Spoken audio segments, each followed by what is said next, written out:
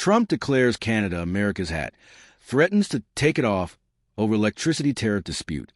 Washington, D.C., in what experts are calling the pettiest North American trade war since the Great Maple Syrup Embargo of 1812, Ontario Premier Doug Ford has backed down from a 25% electricity surcharge on U.S. states after President Donald Trump threatened to double tariffs on steel and aluminum, ban Canadian bacon, and forcibly annex Newfoundland just to prove a point. The dispute began when Ontario decided to slap a 25% fee on electricity exports to Michigan, New York, and Minnesota, states widely known for their love of cheap, reliable Canadian energy and their inability to function in the winter without it.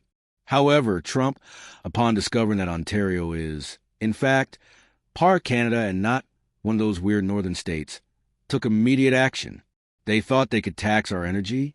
I don't think so, Trump said from the White House lawn, where he was reportedly watching Home Alone 2, Lost in New York on loop. We're hitting him back, bigly. 50% tariffs on their steel, their aluminum, maybe even their syrup. I don't know. People are saying they don't even make real syrup up there. Sad. Ford, who had been hoping to raise revenue for Ontario without actually taxing rich people, immediately reversed course, announcing the surcharge's suspension after speaking with U.S. Commerce Secretary Howard Lutnick, and also realizing that Trump doesn't understand how electrical grids work. I've decided to drop the surcharge and let this nightmare end, Ford said in a statement. Trump, however, was not finished. He took to Truth Social to declare Canada a total tariff abuser and hinted that the U.S. might be better off without it entirely. The only thing that makes sense is for Canada to become our cherished 51st state, he wrote. We will keep their anthem very nice, very boring, but they will have to start using real money, not that monopoly stuff. The comment sparked international confusion and concern, particularly in Canada, where Prime Minister Mark Carney called the threats absolutely absurd, but also added that if Trump insisted, Canada would be happy to annex Florida in exchange. The trade war escalates. Trump declares national emergency over poutine. Despite Ontario's surrender, Trump continued his attack on America's friendly northern neighbor, announcing that Canada's national dish, poutine, was a serious national security threat. We'll need their gravy fries. They're clogging up our arteries. They're taking American jobs. And honestly, folks, they just look gross, Trump declared during an impromptu press conference where he held up a picture of poutine and made a disgusted face. We have French fries. We have cheese. Why do we need their version? We don't. In response, Canadian officials quickly pointed out that poutine was already widely available in the U.S. and that most Americans seemed to enjoy it. We'd be happy to take it back if he insists, said a bewildered Carney. But honestly, we thought he'd be more focused on, I don't know, literally anything else?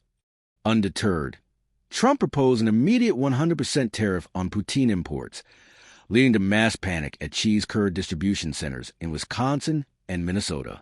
The Midwestern Cheese Lobby, MCL, released a statement urging Trump to reconsider, warning that Wisconsin depends on poutine enthusiasts for 30% of its revenue.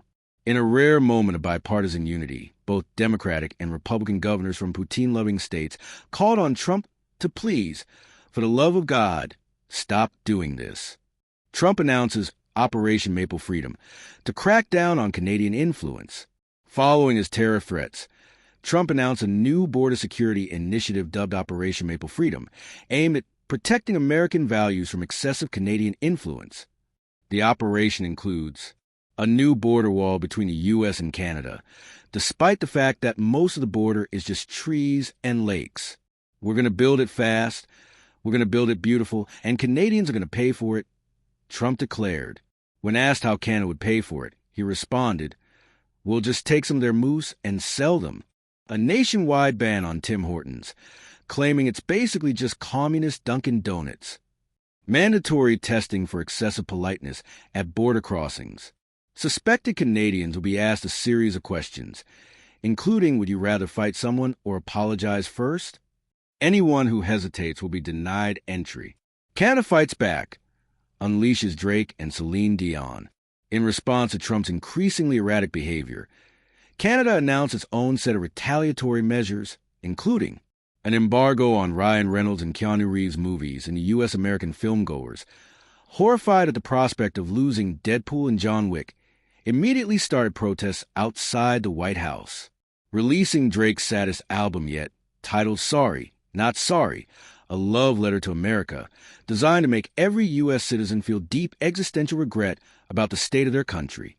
Weaponizing Celine Dion, with the Canadian military blasting my heart, will go on at deafening volumes across the border.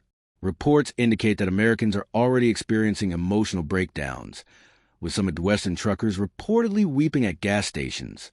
At a hastily arranged emergency meeting, U.S. officials begged Trump to de-escalate. However, Trump, now fully committed to conflict, declared, "We're too far in now. We're making America great again, even if it means never watching Schitt's Creek again." Final showdown. Trump challenges Trudeau to a hockey match. With tensions reaching a breaking point, Trump issued one final challenge to resolve the trade war once and for all, a one-on-one hockey match between himself and Canadian Prime Minister Justin Trudeau. "I'm a fantastic skater. People don't know that," Trump claimed, despite reports that he has never put on ice skates in his life. "I've been told I could have gone pro, but I was too busy making deals. Huge deals." Trudeau, who played hockey competitively in his youth, responded by saying, "I accept, but only if we can use Canadian rules." When asked what that meant, he smiled and said, "We actually play." The match is set to take place at an undisclosed frozen lake, with American and Canadian citizens watching nervously. Experts predict Trump will either declare victory before the game begins, blame Obama if he loses, or claim that Canada cheated by using actual athletic ability. Meanwhile, millions of Americans, growing increasingly confused by the chaos, have started quietly applying for Canadian citizenship.